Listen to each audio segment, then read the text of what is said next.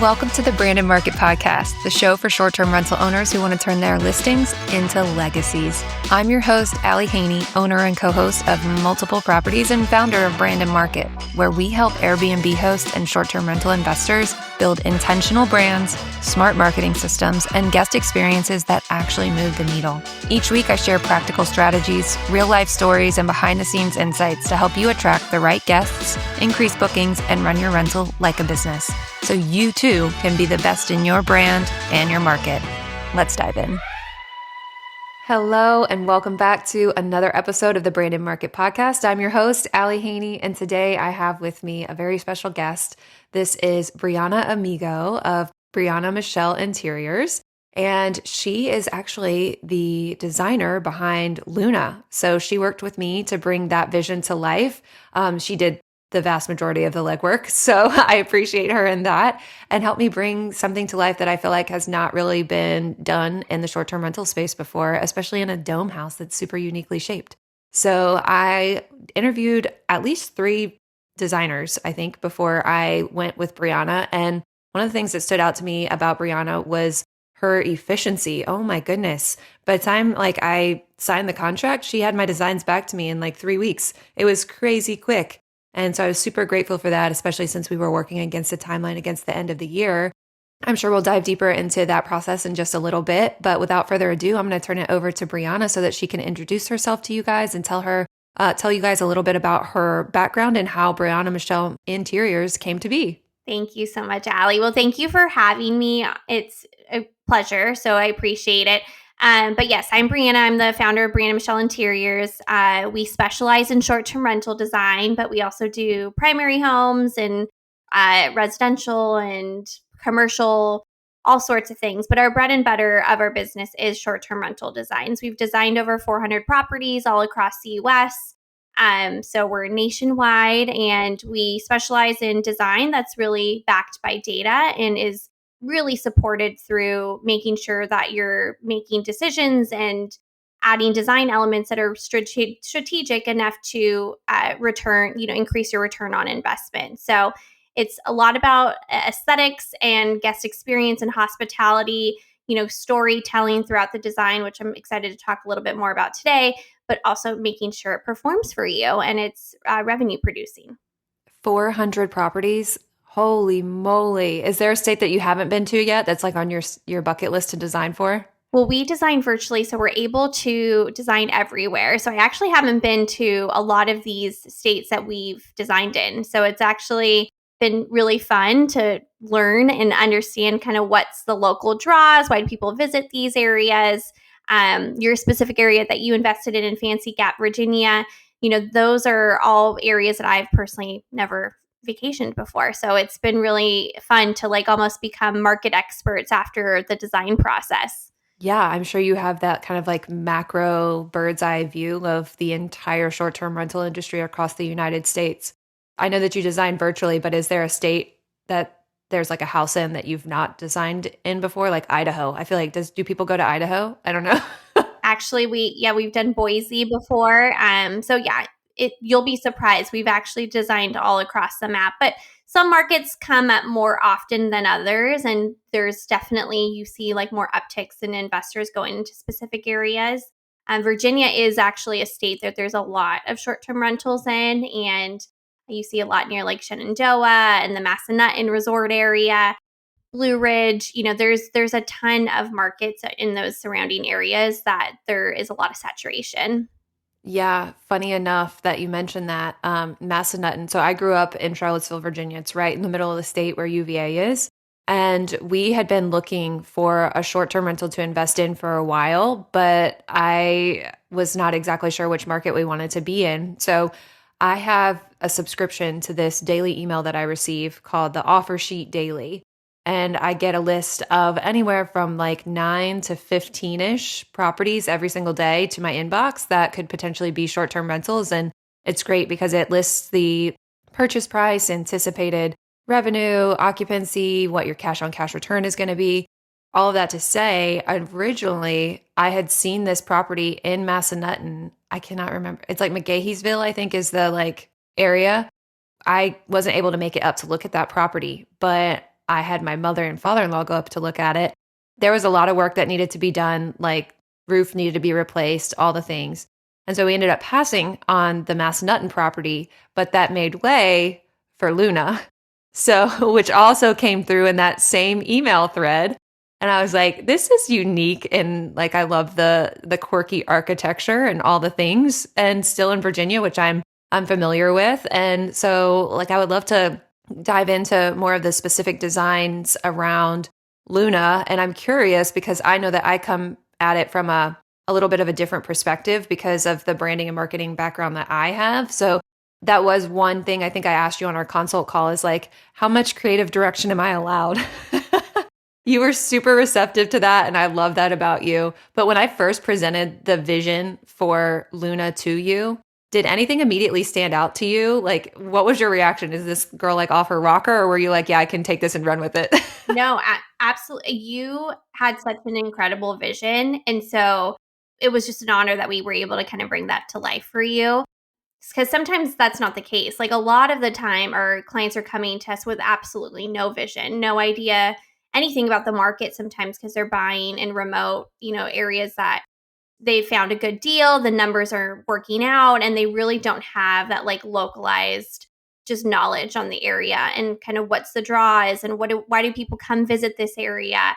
And so what I loved about your vision was that, well, one, the architecture of Luna is so unique. So I was really excited about the fact that it was a dome because I felt like there was so much that you could do. And it's also really intricate because I remember when we were going through just like the floor plan, I'm like, ooh, this is going to be interesting. Like, how do we make all these like little living spaces work? And how do we make sure it feels intentional and that there's a flow?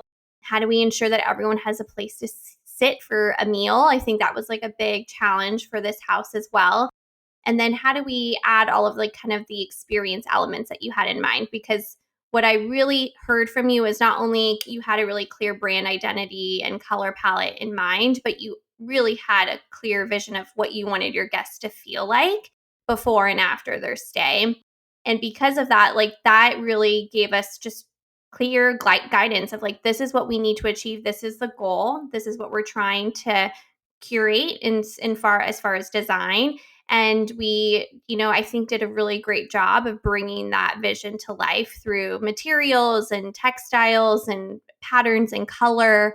It really is kind of a stark difference when you go outside to the property and you're met with nature and foliage and greenery and the creek, and then you go inside and you're like kind of transcended. So I felt like that's kind of what you were looking to achieve it from what I understood.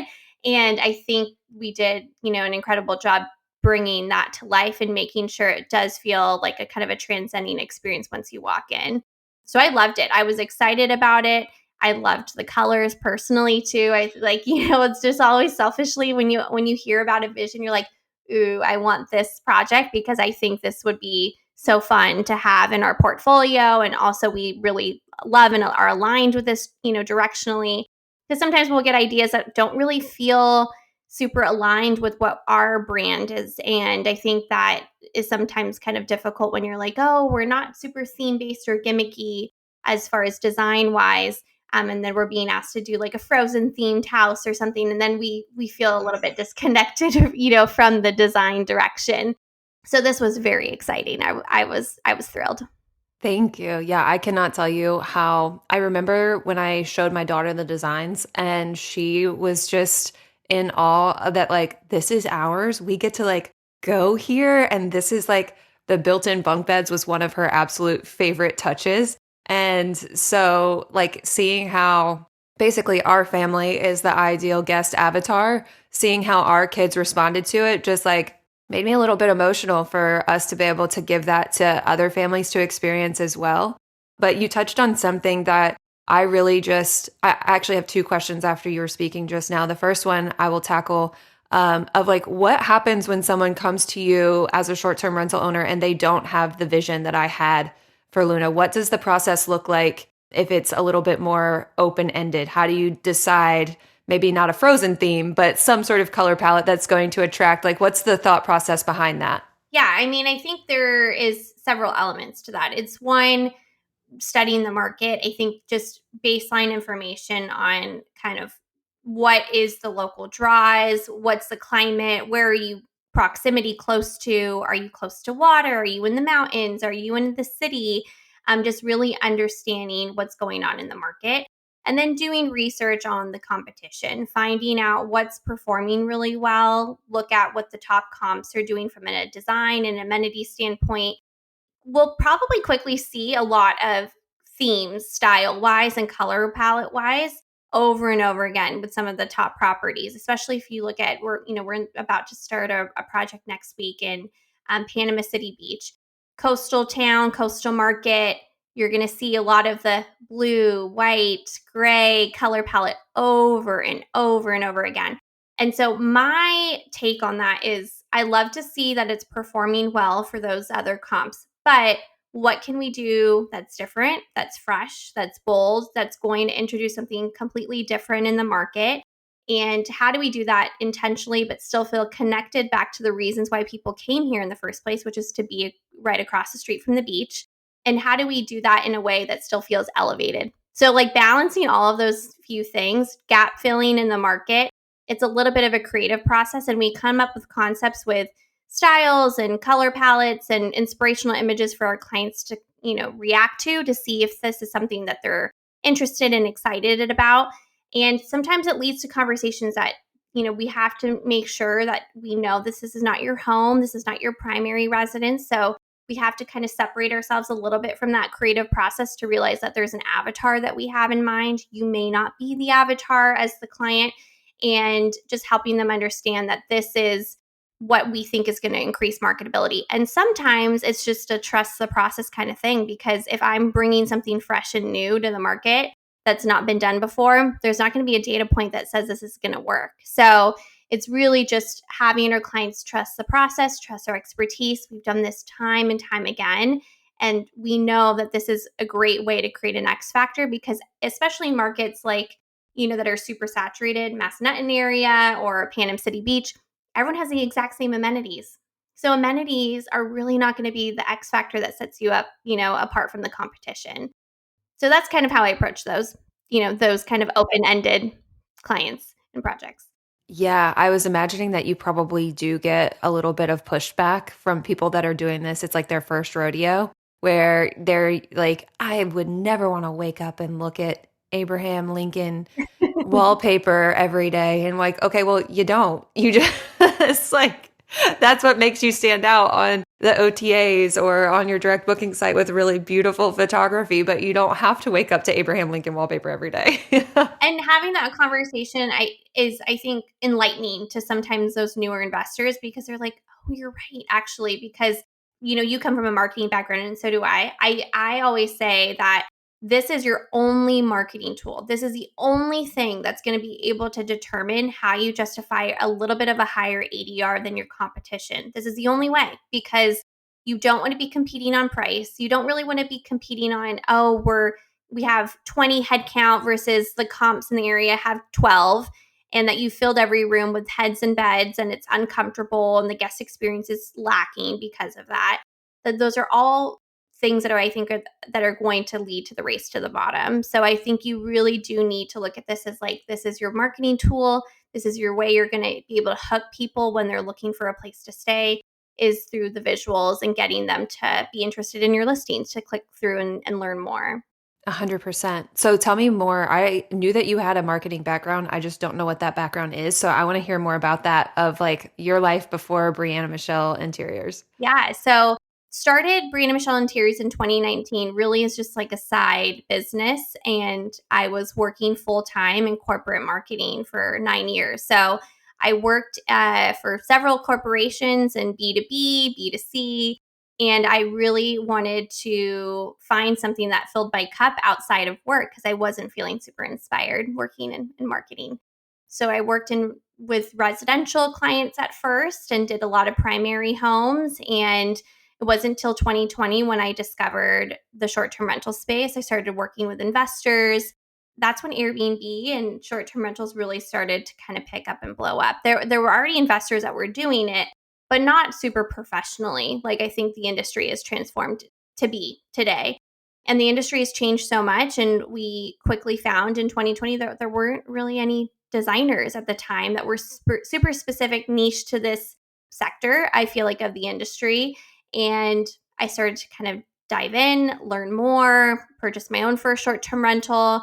And then I really realized that this could be a great thing if we niched our business around SDRs. And so that's what we did. And we haven't looked back. I left my marketing job in 2021. And we've been doing this, ever since, and kind of slowly growing and scaling the business. But yeah, I mean, I think because I have a corporate kind of marketing background and sense of using marketing to attract your ideal guest, and how do you use that to justify a certain price point and a certain elevated guest experience and hospitality. I personally, my husband and my family, we love to travel, and so just putting myself in the guest shoes, and I was always consumer centric with marketing, and now I'm just kind of, it's just a little bit of a pivot of being super guest centric when we're designing these spaces. I think has really paid off to have that background.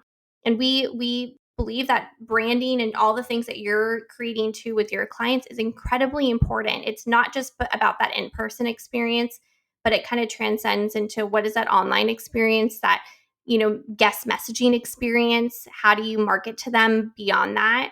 Beyond the OTAs too is incredibly important in this space right now. So I think things are evolving more and more to that direction. And that's a great thing for you and I and our businesses.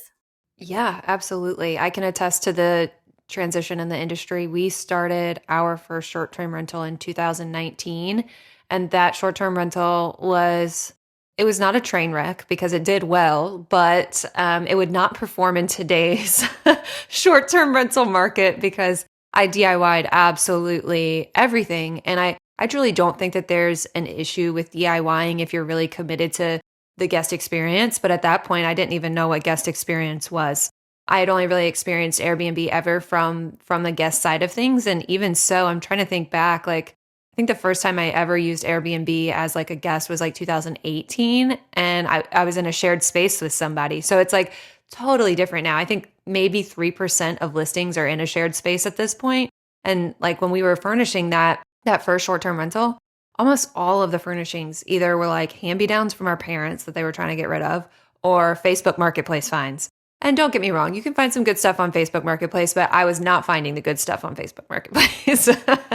And so like that would not cut it in today's short-term rental market. And I see that transition from 2019 to now 2026, like firsthand lived experience.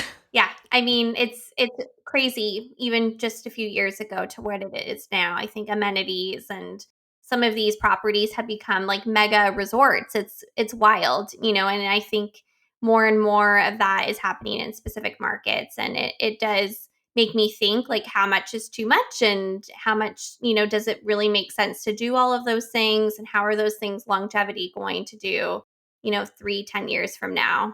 I'm an investor too as well, and so I always think about what's your exit as well, and so keeping that in mind, it's a lot to kind of balance, but I think that's kind of what sets us apart in this market, is that we're really focused on timelessness, and making sure that things feel really intentional and elevated and have longevity. So we're introducing design styles that I think are going to stand the test of time. Yeah, you mentioned you're a short-term rental owner as well. Where is your do you have one short-term rental? Mhm. Where is it? It's in Big Bear, California. So, yeah, it's a little mountain kind of community here in Southern California, and there's ski resorts, and sometimes we're lucky and we get some good snow. This year was kind of a little bit of a dry season, but it's a great market, and it's a small cabin that we've had for a few years now, and it does well. We have, I think, over 150 five-star reviews. We're really focused on the guest experience hospitality part. So that's always something that lens, I think, of being a host, and understanding that it has to go beyond just the visuals and the aesthetic. You have to be a great host as well for your property to continue to do well. 100% agree with that. Big Bear actually reminds me of Natalie Palmer because I know she co-hosts a bunch up in there. And that's actually, I don't know if you know this or not, but that's the first place that I encountered you was at Level Up Your Listing last year, when you were on the Wayfair like panel, the designer panel. Yeah. And I was like, oh, she's so sweet. I have to talk to her. So that's the first place I found you. Thank you. Thank you. And yes, I'm actually I was just earlier looking for outfits for this No way, year. me too. Because I feel like people really do just like amp it up a little there, and you can have fun with like color and go a little wild with your outfits. And I'm like, so I have to find something fun. Yes, shameless plug. I don't think this episode will go live until just a couple days before the conference, but I'll put my affiliate link in the bottom in case you guys want to go. But Level Up Your Listing is such a unique event. I've been to other conferences across multiple industries, and the way that they structure things and the way that like the overall brand, like the feeling that you get when you're there, it's very inclusive, it's very upbeat, optimistic, and quite frankly, I attribute a lot of my last year's successes, including the gusto to go after Luna and a new short-term rental to the being at that conference. So if you're in the short-term rental space, it's a good room to be in. A lot of connections to be made. So Yeah, absolutely. I 100% agree. hey host, you've got a lot of responsibilities on your plate. Guest communication, cleaning coordination, marketing, and everything in between. If you've been listening to this podcast for a while and love all the great actionable tips, but just have zero time to execute on them, then it might be time to get some help. You're in luck. I've been a superhost for over 6 years with over 200 5-star reviews, and I'm here to help you elevate your short-term rental business. I've co-hosted properties across 3 states, managing everything remotely and ensuring my clients' guests have a seamless 5-star experience every single time. Here at Branded Market, we focus on creating a unique guest experience through cohesive branding for your property. It gives boutique hotel rather than side hustle short-term rental. So whether you need help with guest communication, maintaining your listing, or just keeping things running smoothly day to day, my co-hosting services take the stress off your shoulders so you can focus on growing your business and portfolio or getting that side hustle back over to the side. Let me make your listing into your legacy, one great guest experience at a time. Ready to take your short-term rental to the next level? Head to www.brandonmarket.co/co-hosting to learn more about how my co-hosting services can help you. One thing that I wanted to ask you about, because like the color palettes and, the graphic design, I got that on lock, but when people ask me if I've designed my own places, like my brain comes to a screeching halt because it's like all of the things that the textiles, the material, the textures, all the things like that is so foreign to me. So like when I presented you the idea for Luna, like where did your mind go in terms of like how to actually bring that to life in design? Well, I mean, I think just to go back to talk a little bit about like Luna and your vision, I think a lot of it was transcending. You wanted your guests to feel really grounded and almost like unplugged from the outside world. And I think that, of course, the curved architecture of the dome was really unique and cool. But the color palette, I was super excited about. So there was a lot of purples and blues, and it felt celestial and kind of whimsical. And so that's kind of what really inspired a lot of the furnishings in the property. You'll see that there's a ton of pieces that have curvature that look a little transitional. There's like that vintage touch and flair to each piece. And then there's really some kind of paired with some really modern pieces too that provides like a lot of great balance. But we wanted to add a lot of some of that celestial feel throughout. So you're going to see a lot of like sky blues with clouds and fun wallpaper and really fun mural concepts that kind of transcend you to looking at the starry night sky.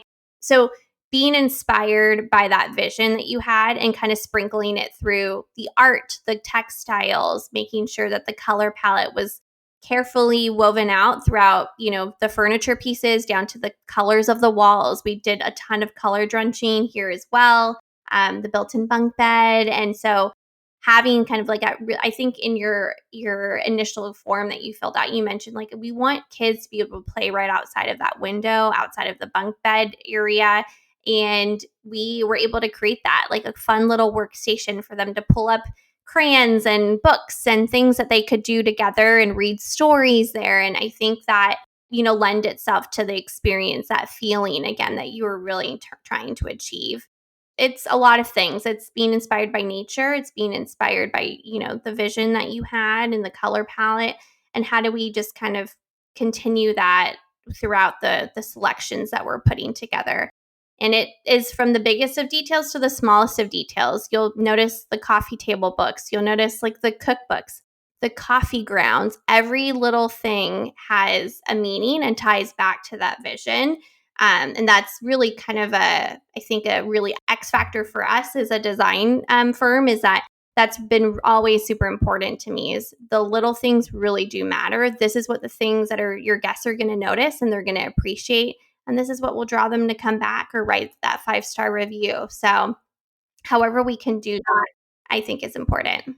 A couple things that stood out to me was that bunk bedroom that we keep talking about.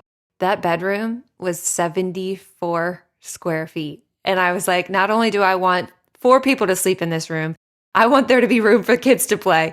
And Brianna didn't like bat an eye at that. She was like, okay, let's do it.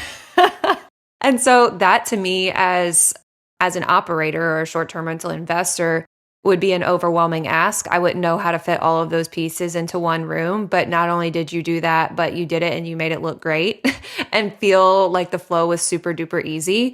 And so we ended up like building those built-in bunk beds so we can sleep up to 4 kids. Well, it could be 4 adults too, because they're full-size beds, but up to 4 people in that room. And then they still have space for a beautiful gallery wall. And we did end up putting on that table in there a Tony's box so that they could have some like white noise or just story time that's screen free, which also contributes back to we want this to be a place where families can reconnect.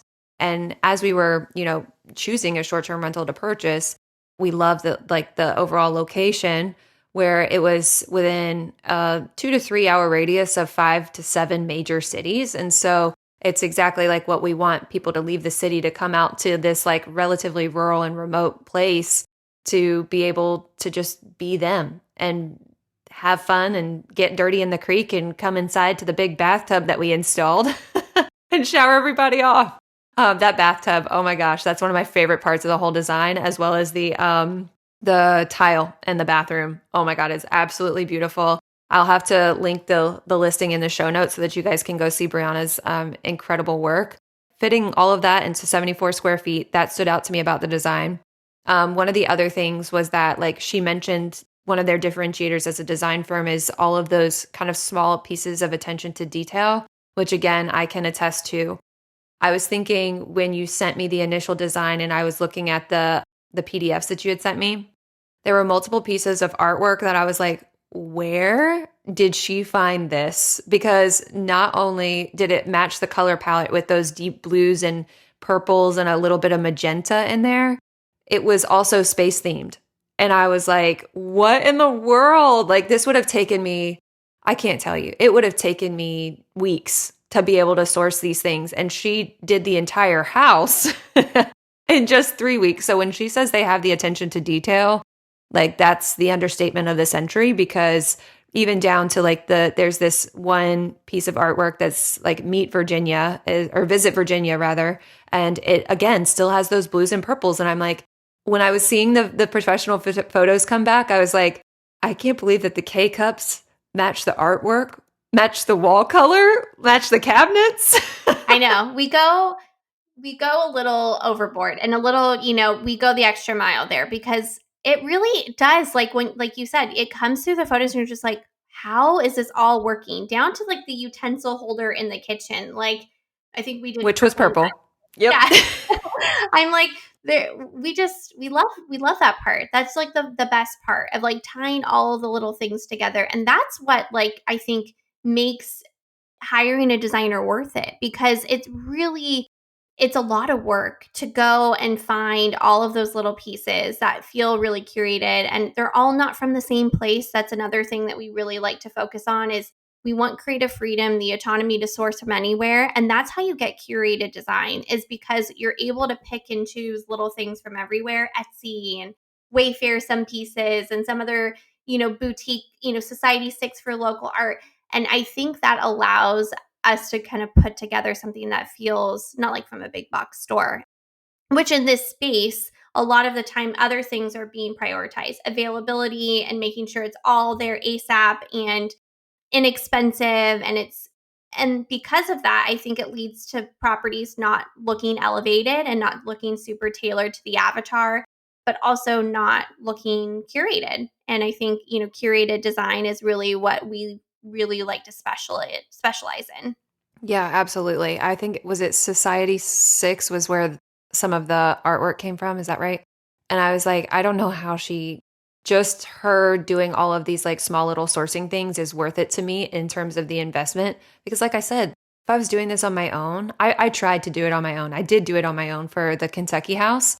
And I know I can vividly remember the literal hundreds of tabs that I had open, and I was still taking a gamble when I clicked order that the materials or the colors would look like right together once I put them all together in a room. And like being able to outsource that to you, who is a professional, to bring all those textures and colors and stuff together into one space, I cannot tell you how invaluable that was to me throughout this process. We're very glad to help. So, the next thing that I want to touch on is our ideal guest.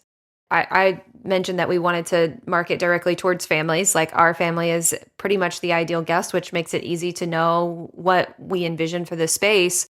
Like I feel like the families are hardest demographic to design for, right? Because it's not like a couples only retreat where you can get the like highest end furniture, the nicest things that you know are not going to be messed up.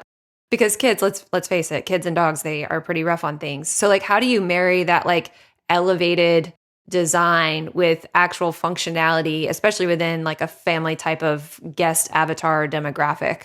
Well, I think it's helpful, too, I have a family of my own. So I think always to myself as well, of like, one is this piece going to be easy to maintain and easy to turn over. So easy to keep clean, I think is a big part, and easily maintainable. So that might mean fabrics, just making sure we're not doing anything too light in fabric and that is easy to wipe off, especially near dining areas. And then ensuring that if there is a lot of elements. We do a lot of projects where there's sometimes red sand or red rock around the property, and bringing in that into the property is a big factor. And so, how do we make sure all of the rugs are washable and easy to clean? That goes for any pet friendly property too. Just making sure the property is kind of equipped and ready if accidents happen, because they will happen.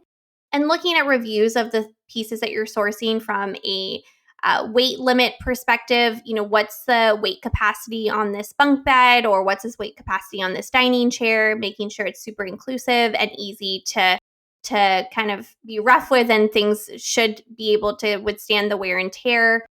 And then safety. I think safety is a huge thing too. I have a almost 3 year old. And I have an 8 year old. I know what they do when they see a bunk bed, or they see, like they're jumping off the walls. And so I want to ensure that this piece is going to withstand that and be easily maintained, and it's going to be safe. And so that even is down to the detail of like the decor that we recommend on walls. We've done a lot of mixed media gallery walls. We love doing that. It's kind of our signature.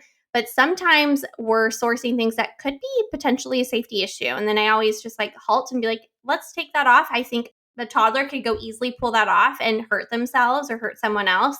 And so we don't want that to happen. So safety, durability, easy to clean are all things that we like to keep top of mind when it comes to families or pet friendly properties. But families, even though they're a little bit more of a difficult avatar, there's so much you can add that is an element to draw them in too. So the games, the theaters, the game rooms, the outdoor movie nights, the fun water amenities. There's so many other elements that you can incorporate into the design that actually make it a little bit easier to go and target that avatar. And we do that all the time with some of these properties that are super family friendly markets. Just making sure there's enough entertainment and activities for them to experience and enjoy while staying there. Yeah, I feel like you kind of touched on this earlier, but if I come to you and I'm like, I don't know who my ideal guest is, I have this home that I want to convert to a short-term rental, or I just purchased it, like how do you evolve or create the amenity strategy or the design strategy when like they don't have maybe they have a design concept but they don't know who they're designing for? Like what does that look like when you're choosing amenities and choosing designs? So, I mean, it goes back to research. We look at the comps in the area, and we'll look at the top comparables and look at their amenity strategy to see what amenities that they've implemented. And then you can start extracting some from that data, and we use AirDNA to see if you don't have that one amenity, how does that impact your ADR and your occupancy? And then you're quickly able to see ties with, oh, the ones that do have this specific amenity, sometimes it's like a hot tub, for instance, in a lot of our mountain markets. That's almost like a must-have, like a non-negotiable. And you're able to really see a disparity between the ones that do have hot tubs and the ones that don't have hot tubs. So that's really how we recommend our amenities to our clients, is like, these are the must-haves that we think you absolutely must have to be able to compete in this market. And these are some maybe nice to haves or some other ones that might be interesting. Maybe there's not a lot of data to support it, but we know it performs well in a lookalike market that's a little bit maybe more established. Wellness is a theme that we continuously see over and over show up in a lot of different markets of, hot tub saunas, cold plunges. We've done wellness rooms where we have vibration plates, and we have red light infrared saunas. We have workout wellness stations. And so that has been a consistent theme that I've noticed over the past few years. And I think it's going to continue to grow because people incorporate that part of their lifestyle. So when they're on vacation, some of that doesn't just stop. They want to continue that as part of their routine. And so how do you provide them the tools and elements to be able to do that when on vacation as well? Yeah, as an investor, I see like hot tub, sauna, cold plunge, like I see dollar signs in terms of like what I have to put out. But I mean, if the ROI is coming in, then I guess that ultimately justifies it if you're able to finance it from the jump. So where do you do the research for like the amenities and ADRs and how much it could potentially increase your ADR so that you know when you're actually going to see that full ROI? All of our data is mostly backed by AirDNA. So sometimes you can use Price Labs as well. We've personally done that for some properties too. But a lot of it's AirDNA and looking at the top comparables. Usually our methodology is at least 6 months or older of a property. It's been live for that long. They need at least 20 reviews to be able to substantiate and kind of see the historical information on the property. And that's really how you can kind of start seeing trends and things that are really popping up over and over again from amenity standpoint. And yeah, sometimes I totally get it. It's more money that you have to put out, and sometimes it can be daunting.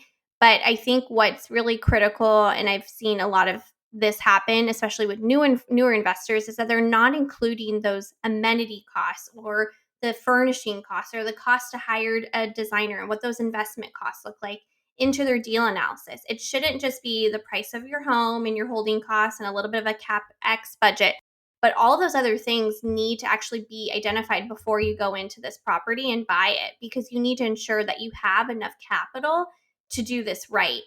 And so a lot of the newer investors were having conversations that, yeah, unfortunately, you do need these elements in your property.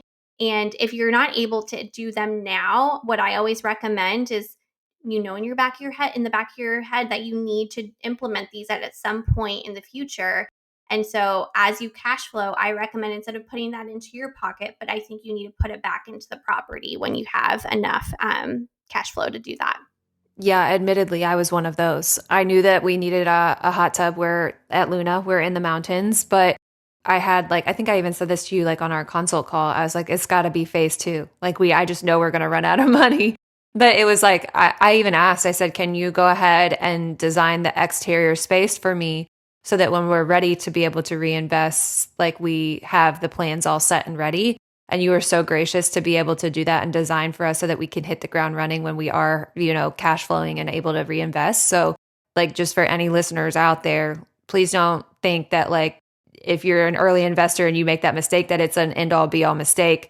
Because I think a lot of people, I mean, we've been in the short term rental industry since 2019. I wouldn't consider us new, but this was the first time we had intentionally purchased this as a short term rental rather than converting an existing property into a short term rental. So, it's just all a learning process. There's no like right path to get there, but when you find really awesome people like Brianna to be on your team to kind of guide you through that process, then it's always good to have, a team of all-stars behind you. Yeah.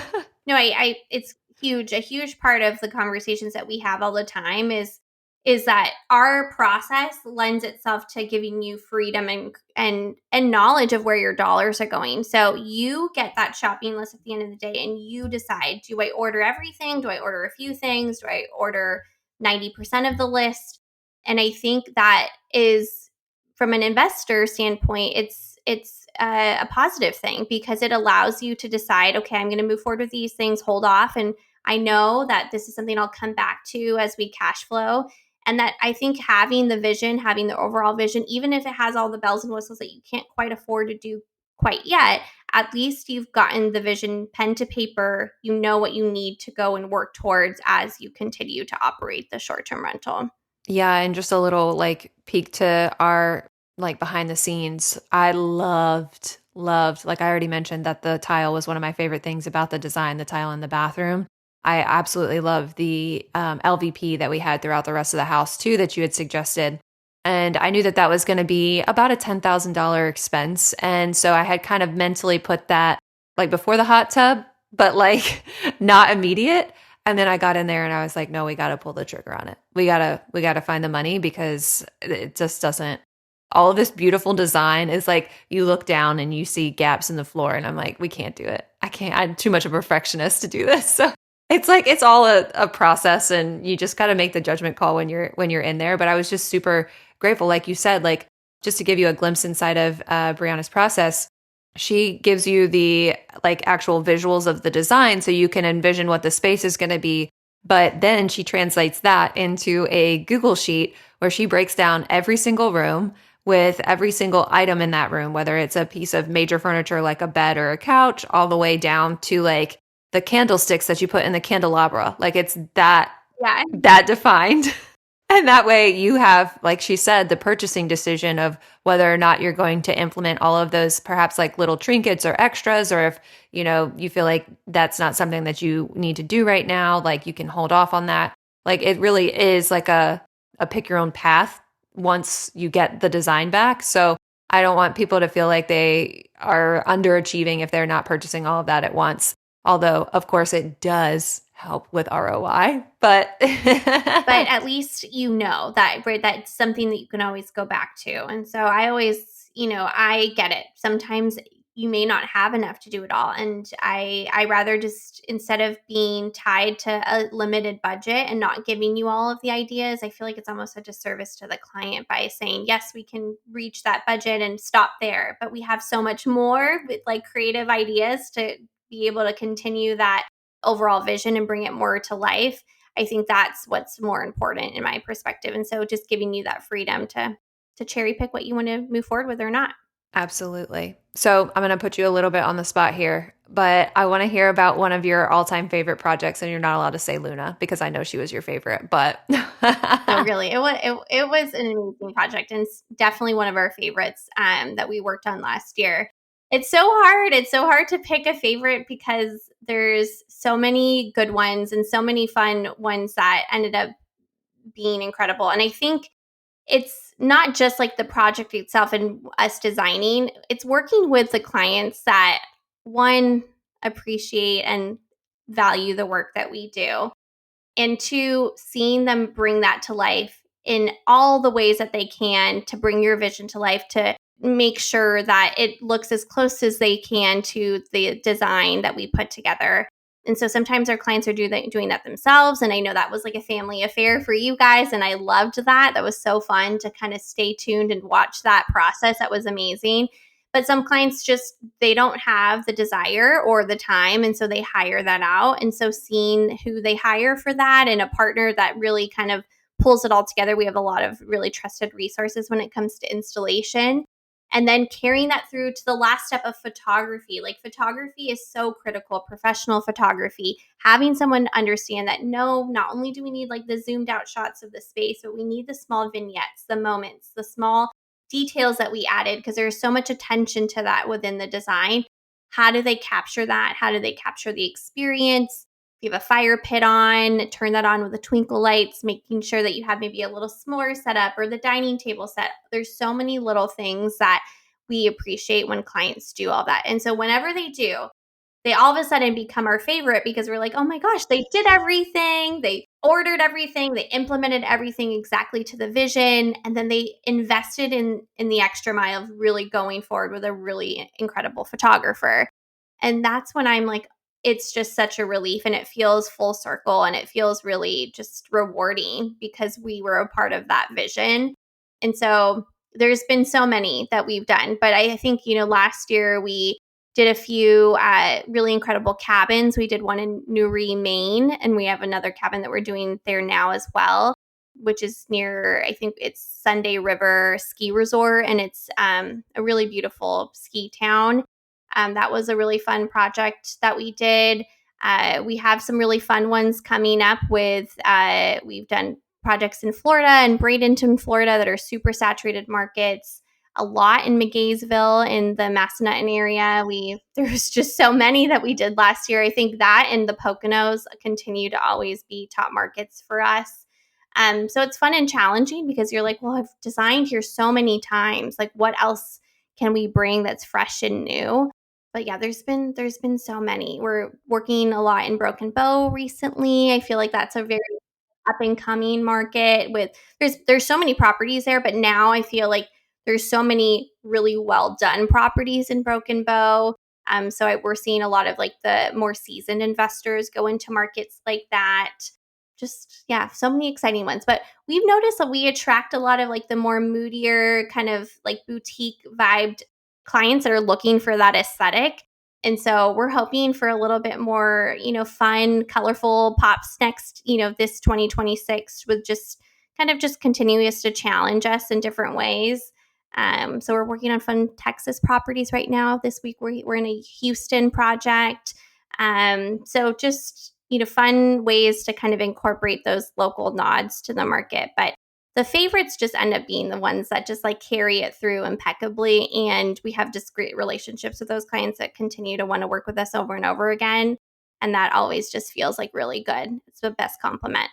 Yeah, that's so true. That I feel the same way with owners that come back time and time again. It's the ones that you get to develop a relationship with that become the ones that hold like that special place in your heart. My final question for you today is if you could give our followers one piece of advice to become the best in their brand and their market, what would that piece of advice be? Brand in their market. So I think with any sort of branding, really identifying who is your target, really trying to understand and personify them almost, put a name to them.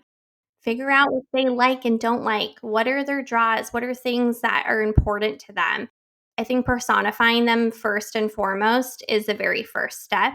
And then it will come naturally of like, well, how do we resonate with them? How do we attract them? How do we create a brand name that feels overarching enough that you can continue to build upon and add more and more properties under that portfolio, but still have like a very cohesive feeling and essence of your brand that is intertwined in every single one. Even doesn't matter where they're located, they don't all need to be in the same market. So I think that's what builds a really strong brand is just understanding who that target is, understanding your market. I think how you could do that is there's so much that we can do now with a quick Google search, but using AI is a great way to just like ask ChatGPT, why do people come to Fancy Gap, Virginia? What are they looking to Don't do? And don't ask that. They're going to say nothing.